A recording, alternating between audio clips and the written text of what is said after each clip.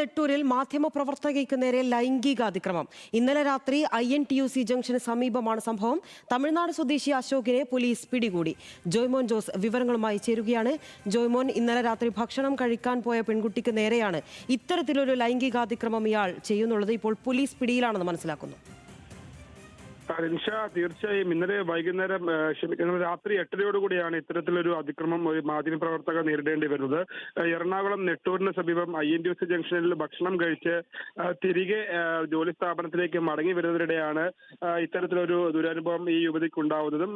തമിഴ്നാട് സ്വദേശി ഇയാൾ മദ്യലഹരിയിലായിരുന്നു എന്നാണ് പോലീസിൽ നിന്നടക്കം ലഭിക്കുന്ന വിവരങ്ങൾ.